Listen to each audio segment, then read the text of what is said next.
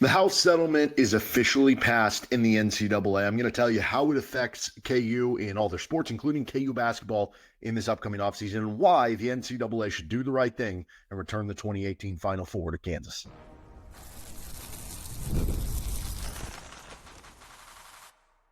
You are Locked On Jayhawks, your daily podcast on the Kansas Jayhawks. Part of the Locked On Podcast Network, your team every day. What's going on? Derek Johnson here. This is Locked On Jayhawks. Thanks for making it your first listen every day. Thank you to everydayers catching each and every episode of the show. We're free and available anywhere you get your podcasts, including on our YouTube page where you can like and subscribe to the show. And on today's edition of LOJ, we're doing a little impromptu here. I am on the road, funeral. Everything's going well. So thank you for anybody who's reached out with that. But that is why we don't have our normal equipment here. So apologies for that. But nonetheless, the House settlement has been officially passed by the NCAA, or I guess the House versus the NCAA was the official settlement. So it's been settled. We'll go over the rules, how it impacts KU, how it impacts the offseason, some interesting kind of theories and ideas that I have that could come of this, either good or bad, and why it relates. Shout out to Kyle on this one. They should return the 2018 Final Four. Some good logic that I had a friend reach out to me about that I'm going to talk about on today's episode of LOJ, which is brought to you by FanDuel Sportsbook. You can make every moment more with FanDuel. Right now, customers can get $200 in bonus bets when your first $5 bet wins with FanDuel. Okay, so what is the NCAA versus House settlement? I guess bare bones here. This was basically something that was supposed to be agreed on or was going to be signed off by the judge a month or two ago, ended up getting delayed a little bit, and now it's being signed off. Basically, this is the settlement that is allowing for the schools to basically pay the athletes themselves through revenue share. You might have been hearing about this of, they can pay the athletes themselves, but you might not have known why. Basically, this was a suit that was brought together by actually like past athletes to allow for this, and it basically gets backdated with some of the pay, and now it'll allow moving forward. So the agreement that was made is it's a 10-year, $2.8 billion settlement that basically the schools are going to have to pay for with the backdating of past athletes. And so schools are going to have to chip in. And so that's part of this too. It's not just the idea that you can pay these athletes or that you will be able to now, and you can. It's also the idea that now you're going to be back paying, and that these different schools are basically on the hook. Like all these schools are on the hook to owe a certain amount of money to these past athletes, to where, you think about all the things that Kansas is having to juggle right now: a new football stadium, NIL for their current rosters, right? Any other renovations that they're having, or trying to, keep Dan Fitzgerald on stuff like that, right? There's so many things that they're having to juggle. This is just another thing they have to juggle: the revenue sharing, paying players, but also paying for the settlement and kind of the back paying, the back dating, whatever you want to call it.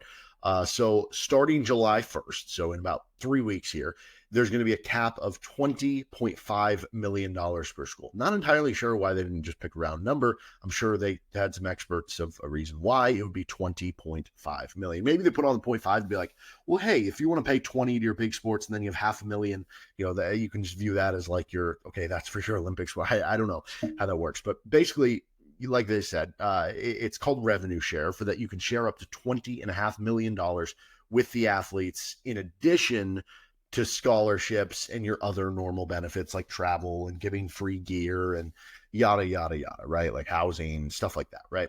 So basically that allows for you to pay the athletes, and there are schools that are doing it in different ways, right? There are schools that, how are they splitting up the money? What goes to what sport? What goes to another? What about schools that don't really have football? Does that give them a big advantage in some of their things? Or do they just not have as much money because they don't have football? So like, it's not really going to matter.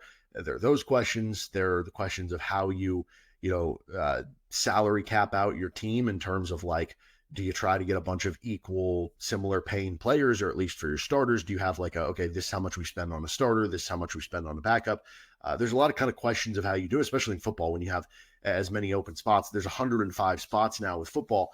Do you use all 105? Do you use 90? Do you use 85 like you've been before with scholarships? Those are all going to be interesting questions. And then do you pay the player a set rate? Or, going back to the Bengali Kamara commitment from KU, they got him as a transfer over from South Carolina and Pittsburgh. They got him kind of at the end of the regular season because he had already entered the portal by then. And there was kind of that rumor, that story that came out that he had already agreed to like a rev share, and it was based on like a percentage. Like, is that how they're going to do it? To be like, okay, this is our salary cap. You will get 2% or whatever it is that you're offering, each individual player. You can still have NIL payments, right? Schools can still use their NIL to basically go above and beyond the salary cap. So like, in theory, it's one thing to be like, oh, we have a salary cap now, but you really don't, because still NIL is going to be a thing, and that still is going to be a separator for certain schools. So like, there's going to be certain schools that can use the full 20.5 million. Other schools might only be able to use 8 million or 12 million, right? And then some of the schools that are going to use the 20.5 million, not only are they going to be able to use the 20.5 million, they're going to have another 10, 15, 20 million coming in NIL that they can, I mean, this almost expands the ability for some of the big schools and some of the big paying schools to be able to open up their checkbook, so to speak. So I almost think it makes it the haves and the have-nots. I think the distance gets even wider now.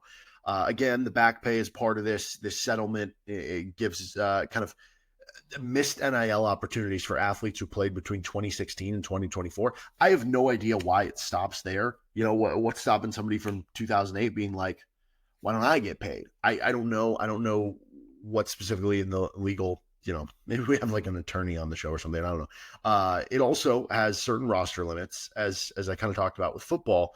The roster limits are 105. So in the past, the scholarship numbers have been 85 for football, but teams have walk-ons that they're usually going over 100 people. Again, how are teams going to use that, right? You could almost view it as, hey, if we're a big school, let's use all 105. But if you're a smaller school, like if you're in Kansas's case, which isn't a smaller school, but it's smaller than like an Alabama or a Michigan or something, are you better off using, 80 scholarships, 85 scholarships, what it has been on a given year, and saying those extra 20 scholarships that we were going to give, I'd rather, pay a little bit more for better players on our first 60 or whatever it is, right? Do you have certain schools say, hey, we're going to only have 75 scholarship players, but we're going to be able to pay more by not paying those extra 10, by not paying those extra 20? That's going to add up, and we're going to be able to get a better 75. Or do you have other teams who, that'll be interesting to see how teams do it. In basketball, it'll be 15 for the roster limit. Now, one thing that's kind of a part of this, which is nice, and this was part of the reason why the judge waited to sign off on things, was what was going to happen to walk-ons, right? Were walk-ons going to basically just be like, sorry, you got to go somewhere else. And they did grandfather in. That was part of the thing of why the judge waited. They wanted to grandfather in the walk-ons to be like, hey, listen, like, if you're already a walk-on, you shouldn't have to leave because of this new thing that's happening. So that's cool that they get grandfathered in. They get to stay walk-ons and get to, stay part of the team and stuff. The downside to that is because these schools and teams have been preparing for the walk-ons no longer to be a thing. A lot of them, they told before the offseason, like, hey, go find another spot, go find another school to go to, or move on from this sport. Like, go start your career in whatever you're doing. And that kind of sucks that those kids were kind of left out to dry, but it is cool that the ones that still are around, that are getting to stick around, are guys that, are going to get grandfathered in and be able to finish out their careers if they're still around. Now, going back to the NIL stuff, the other big part of this is the third-party NIL deals. There's basically a vetting. It's I forget if it's Clearinghouse is the name of it, which basically is a third party, like, they're going to be looking out over the NIL deals. You sign an NIL deal, you go through this process called like Clearinghouse, and basically you are set up in a situation where they're going to review it and they're going to see, is this proper market value? Now, I don't know if they're going to review, like, did you get underpaid? I don't think they're going to care about that. I think it's more going to be, is this egregious? Did you get overpaid, right?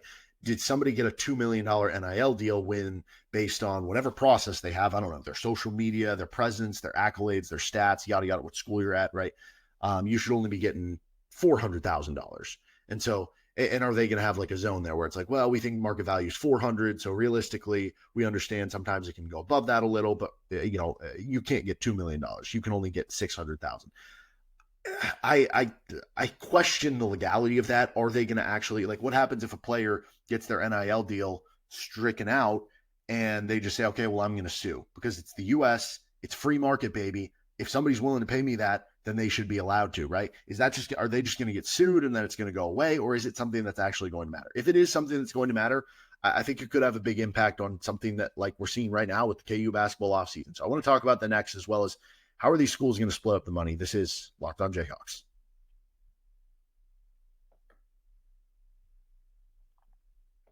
This episode of the show is brought to you by FanDuel Sportsbook. And over at FanDuel, the NBA playoffs are in full swing. The NHL playoffs are in full swing. We're in the finals of both, and every night delivers highlight-worthy performances, major momentum shifts, and can't-miss moments. Whether it's a game-winning shot or a breakout player, there's never been a better time to get in on the action. FanDuel makes it easy to stay in the game before tip-off and live with player props, performance trends, and same-game parlays. Fans have more ways than ever to play smart and to win big. And you can on FanDuel right now get an early line for KU minus 14.5 against Fresno State in week 0 of the college football season, as well as some other lines for week 0 or futures for the start of the college or NFL season. New to FanDuel, it's the perfect time to sign up. Head to FanDuel.com, place your first $5 bet. If you win, you'll get $200 in bonus bets. U.S. Open coming up this week too. Make every moment more with FanDuel, official sports betting partner of the NBA and the Locked On Podcast Network.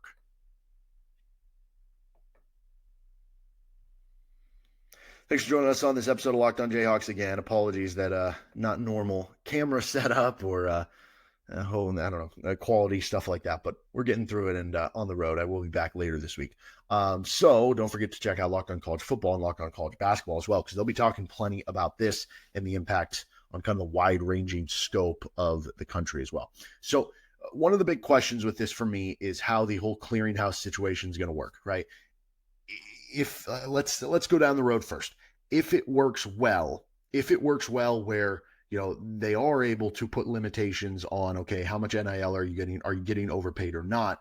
That's going to scrunch together, I think, the haves and the have-nots, right? Instead of it getting further apart, or maybe not even the haves and the have-nots, like the schools that can really pay. And then do we get back to a situation where, you know, in recruiting, it feels like right now in recruiting, the two things that matter the most, number one is money, number two is role, right? For some kids, those are switched, right? It's role, then money. And then the other things like facilities, school legacy, all those things, right, matter, but those are minuscule now compared to the top two. Do we get to a point where if this clearinghouse is saying, hey, this is your estimated value, this is what you should be getting, that allows more schools to basically get to the point of bidding? Because it's not just, hey, every other school is offering 1 million, but this school came in with the big offer of 2 million and nobody else can match it. You know, so a situation like that would no longer be allowed here. So then you would have more schools that would in theory be in the running for recruitment. And then there's other things like, how's the coach? How's the scheme? How's the school campus? Do I fit with the other players? Do I like the campus? I don't know. Do I like the facilities? Those things would start to matter more.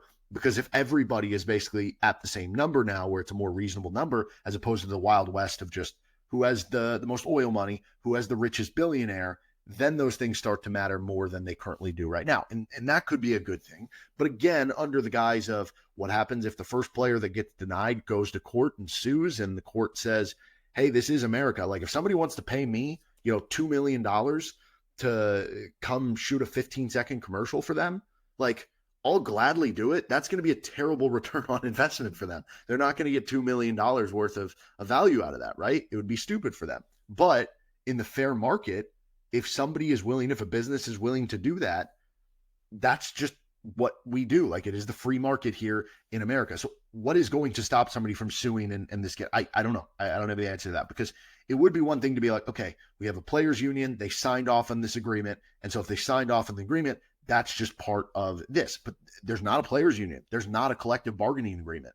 So what is going to stop somebody from doing that? That is kind of my big question with all this. But again, in theory, if it does work out that way, maybe it helps a team like KU, who seemingly has a good amount of money invested in the roster already, but there are limitations still, right? We're seeing that right now. Kansas has their open scholarships left, and they're struggling to fill them. They're struggling to find maybe an impact player because the cost of it is a little bit beyond where maybe they can go. And so if this is a thing, like especially with Kansas having to pay for the football stadium and yada, yada, yada, does it allow them to, you know, like right now, I feel very solid that Kansas probably has a top 15, maybe top 10, like paid roster when it's all said and done, but it doesn't feel like they're one of the top 2 or 3, probably doesn't even feel like they're one of the top 5.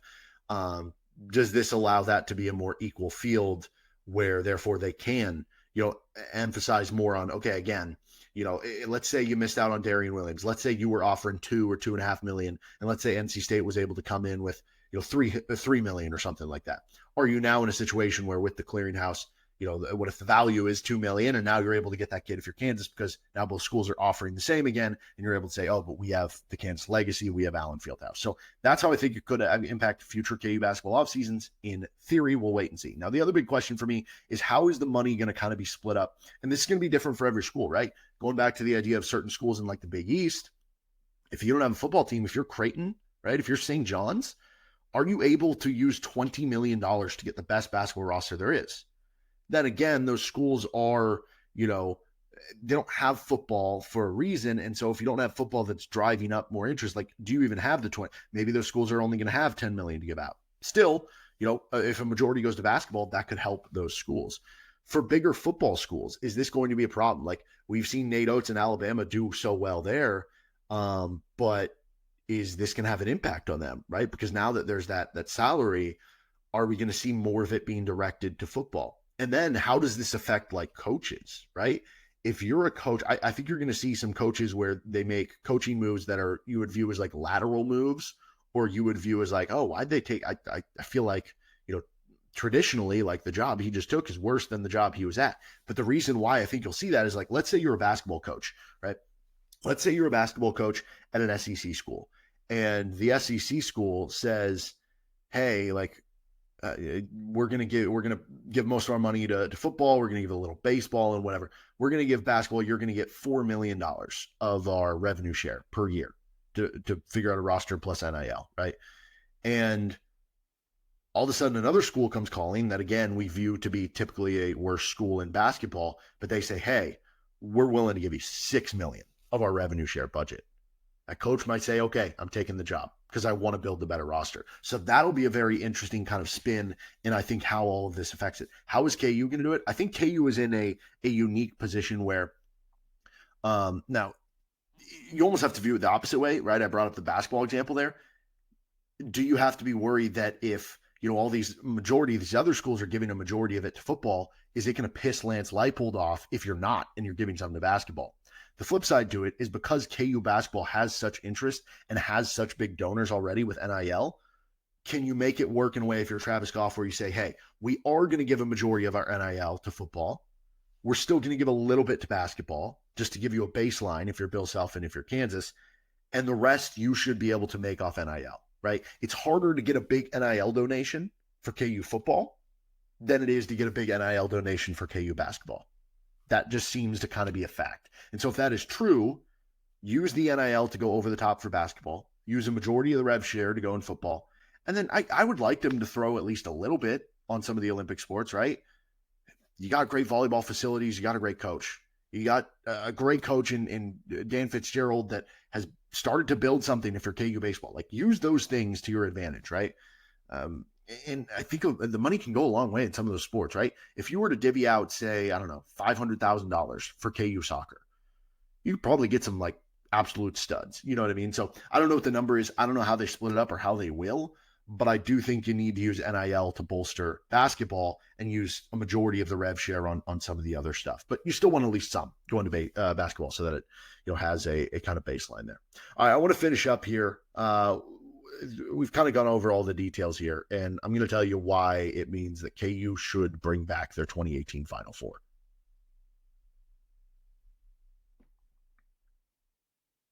Thanks again for joining us on Locked On Jayhawks. And again, don't forget to make this show your first listen every day. You can find us anywhere you get your podcast. So shout out to Kyle on this one, who reached out to me and was like, they should bring back the 2018 Final Four. And I was like, what do you mean? What does this have to do with it? And going back to the back pain thing, right? Players are getting paid dating back to 2016 because of basically lost NIL opportunities, that you weren't there when the NIL era was allowed. And that lost money, you get some sort of sum for it. I have no idea how much it's going to be. But if we go back to the premise of why did KU have that Big 12 title or I don't know if the Big 12 title went away. Did it? I think it did. I think it lowered the streak technically by one. But regardless, the Final Four got taken away. And if you go back to the premise of that, it was Silvio De Sousa playing while technically he should have been ineligible because of payment. But couldn't you now just make the argument, if you are Kansas, if you took this thing to court, and maybe this is part of it, right? Going back to the idea that Kansas has already so much money that they're having to work in different buckets, right? The football stadium, rev share, paying out this settlement. Maybe they just don't have the time and resources, and they're like, maybe we'll get to that later. Maybe let's get through all this stuff first, and then we'll go to court with the NCAA and talk to them about it, in 15, 20 years from now, and try to get that reserved. I don't know. Or do you try to do it now, right? But point being, if we have basically said the NCAA lost in court, essentially, I guess it's a settlement, so, whatever. But if we were basically saying that those players deserve to be paid and are getting paid now tangibly, then that is no longer illegal. What Silvio De Sousa, it is no longer illegal for Silvio De Sousa to have made money, because theoretically he would have just got an NIL payment where it would have been above the board instead of, below the board stuff. So theoretically, by this logic of basically saying this is all legal now, those players get paid, there is no way that should be disallowed. They should return the 2018 Final Four to Kansas. They should return the Big 12 championship and extend the streak out to 14 to Kansas. They need to. But the question is, the NCAA is so tied up with other things, they're probably not even thinking about this, to be completely honest. And honestly, if you're Kansas, Kansas already has enough scholarships to fill as is. Last thing they need is to be like, you know what? You should waive the punishment to us too. We should get our scholarship back.